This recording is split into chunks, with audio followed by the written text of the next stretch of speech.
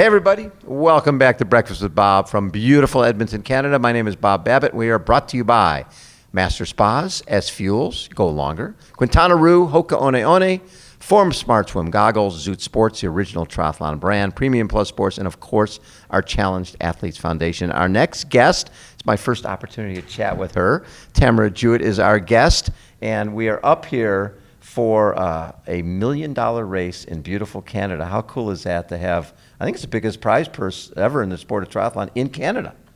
Yeah, I'm sure it must be. It's exciting. It's exciting that the first of these PTO Open events is in Canada, for sure. So you started out as a runner, and how old?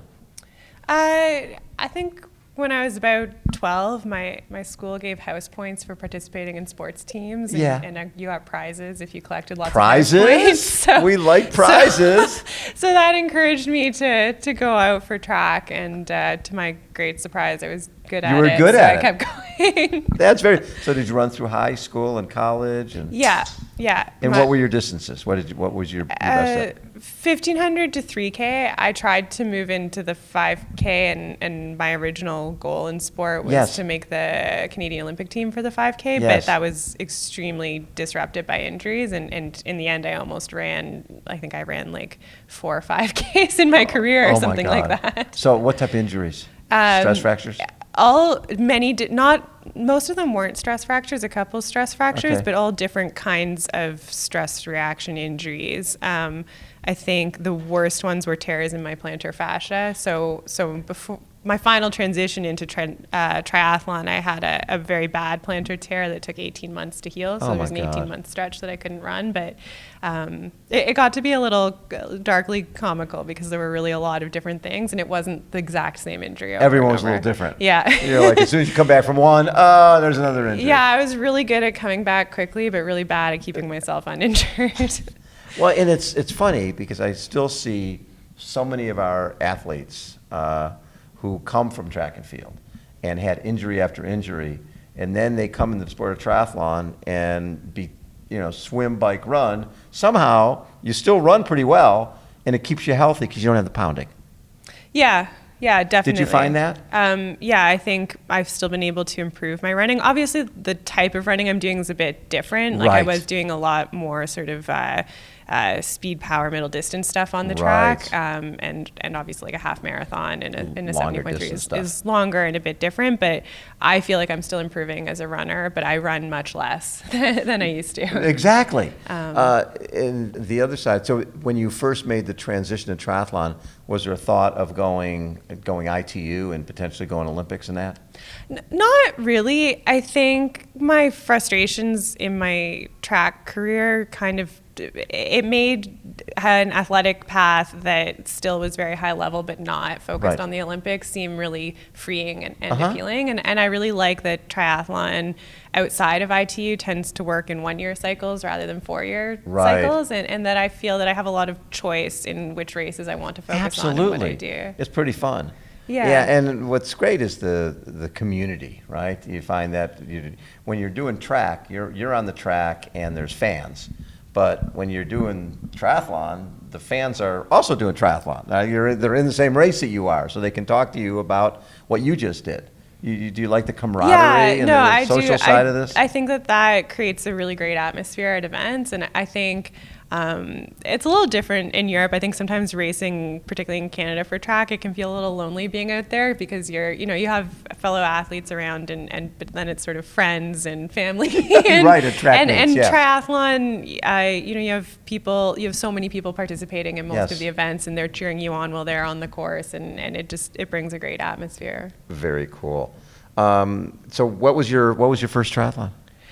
My very first triathlon was while I was still doing track. I did K-Town Tri, which is in Kingston, Ontario. So I did a sprint distance version of it just for fun as an age grouper, obviously. And my husband was doing just some recreational triathlons Yeah, at yeah. the time. So I came back from a bit of a frustrating injury experience trying to do track in Europe, and managed to feel healthy enough that I could kind of hop into this last minute, and Yeah. had a lot of fun. How'd you do? I won it in my category, but I didn't do too well. I think I had been on my bike like once in the past 2 months before it, so I moved into first in the last kilometer. That's perfect. How quickly did you turn pro? I did. So later, well after that sort of first triathlon experience, I did sort of a full proper age group season, and Right. then did pro the next year. 2019. Yes, although it was very disrupted because I broke my collarbone the month before I was supposed to start racing. On a bike crash? Yeah, on a training bike crash. Oh, no. I hit a few potholes. See, and probably your running coach was like, see, told you, that's why we don't do bikes. No, I think, it was what it was. It's part of the, that's part of the maturation process, right? Yeah, and to be honest, having dealt with so many like repetitive strain injuries, I Yes. actually found the collarbone really straightforward. It was nice to know, like, okay, this is what caused this. Right. This is probably how bones are kind of predictable. And, Yes. it was frustrating, but it actually felt like an easier injury to deal with than a lot of what I had. You can still run, you can walk around. No, it was actually quite quick. Like, I guess I had surgery on it, and 48 hours after surgery, I was back on a trainer and running about 10 days after, so it wasn't too bad. That's fun. So you qualified for 70.3 Worlds in 2020, your second pro race. Yes. Oh, that's so cool how quickly you've gotten it. And then in 2021, you won Timmerman 70.3, first pro woman to break 1:14 for half marathon at Augusta 70.3. You're a lawyer. You're underachieving. What the hell? You're doing everything. You're amazing. Well, I was really trying to do everything. I'm working part-time as a lawyer now. Yes. For parts of this, I've been working full-time, and I can make that work for short stretches, but there's a point where I realized I can't do everything at exactly the same time. So you're still part-time as a lawyer? Yes, yeah. Yes, and then you do this stuff for fun.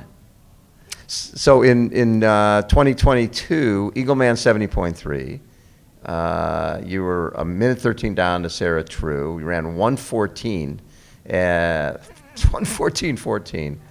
So she got you by just a little bit. Yeah. At Eagleman, I was a little annoyed about that one. Actually, were you? You're like, why can't I run her down? I was trying. Yes. Well, that was her first race back after having her baby. Yeah, no, it was spectacular. She was really great. good. That's so cool. And now wait, was the February 22 was the broken collarbone? Was that the hit by the car? No, That's a different one? different accident. A different accident. Luckily, we're seeing a pattern here. Well, I don't know. This is a random one. Just a car not paying attention, I think, turned left into me at a training camp. Yeah.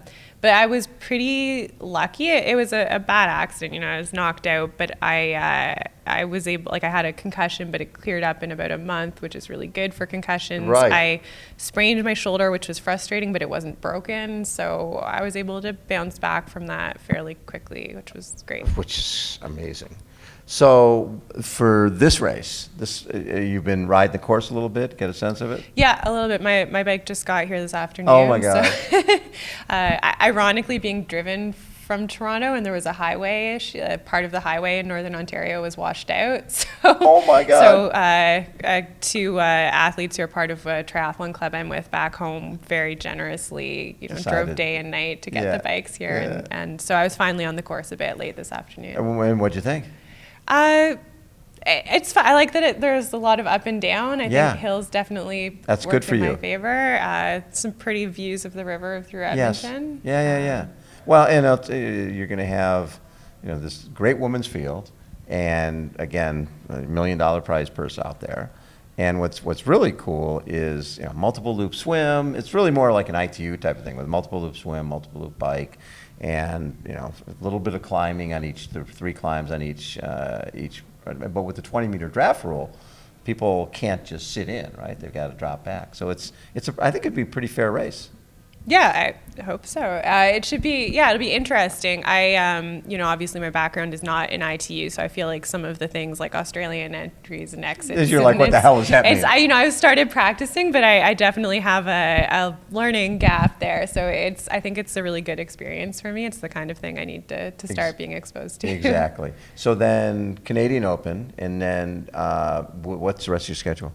So I'm hoping that I'll qualify for Collins Cup. How fun right would now that I'm be? 4th in the rankings for Team International. And what do you need to get? So the top 4 are automatic qualifiers. Okay, so I need to hold on to that spot.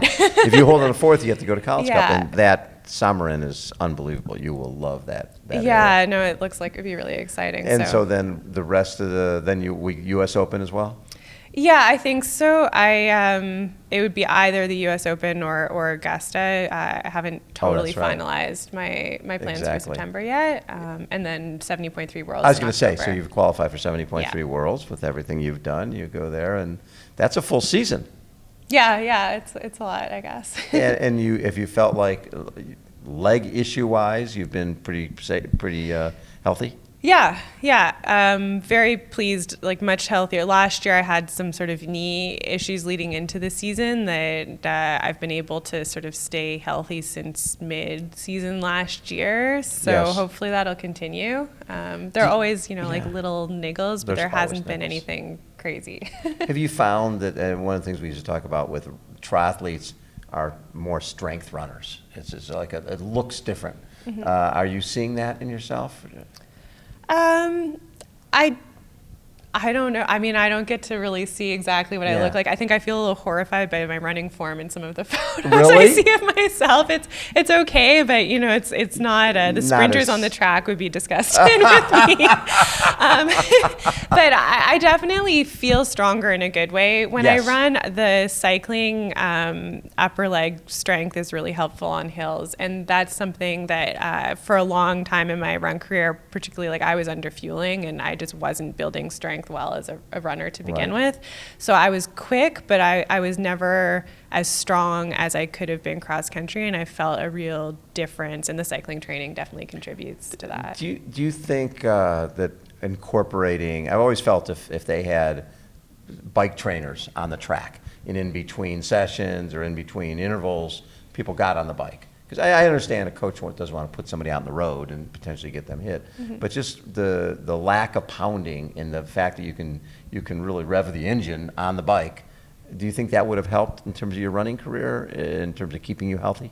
Yeah, I think each athlete is a little bit different, right. So different things might work for different runners. Right. For someone like me who's just running into constant injury issues, I do think that, in a way we were integrating a lot of cross training because I was injured, and so I had to do a ton of stationary bike or like pool running, which eventually became swimming when I got sick of pool running. Right. But we only integrated that when I was actually injured. And I think if, given the amount of issues I was running into, for me, it would have been good to do a lot of cross training and a bit less running, I think. Have you heard from some of your running buddies now that they're seeing the success you're having in triathlon going, tell me more about this triathlon thing?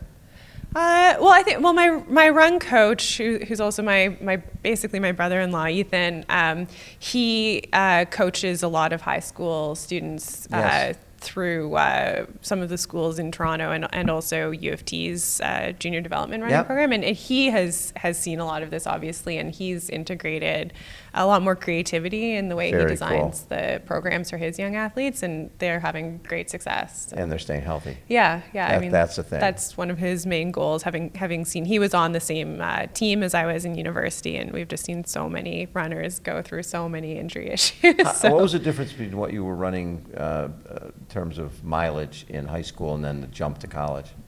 I was actually never like a crazy high mileage runner. Right. Never really got an opportunity to be because of all of the injuries. Yeah. I think And I also, to be honest, I never carefully counted my mileage. I tended at the time to do my off day runs based on time rather than going distance. for a half hour, going for an hour. Yeah. But it did, like I can remember early on, what used to be a 45 to 50 minute run became like a 70-minute run, but I was trying to do it at exactly the same pace and not being thoughtful about it. So I don't think that I was ever at the extreme that some people get put through. Right. But I don't think that I dealt with jumps in my program very, very well. Yeah. And, I was very stubborn. Well, and it's hard if you're a runner, you run. That's what you do, and sometimes it's hard to realize that there's repercussions if you do too much running or too much fast running. Yeah, and I think I think that my coaches really meant the best and did prioritize athlete well-being, but I do think it took us all a long time to learn to do things a little bit differently, and I think some things like introducing more cross-training, it's hard because it was also my own stubbornness, and it felt the message that I got, which is partly my filter for it, was always, maybe this is something we should try, but imagine the runner you would be if you could just handle all of this running. If you could handle it without it. And so in my mind, the ideal and me as the best possible runner was always, I need to just do all of this as running, and that's the real way to get good at running. Yeah. And my thinking's changed a lot, but I had to go through some bad experiences to change my thinking. Love it. Tamara, such a treat to get to meet you. Thanks for taking so much time, and I look forward to watching you race on Saturday. Yeah, thank you. No problem. Tamara Jewett has been our guest, everybody. Again, thank you so much for tuning in. This is Breakfast with Bob. We'll be back at you tomorrow morning. Thanks, everybody, for tuning in, and we'll catch you tomorrow. See ya.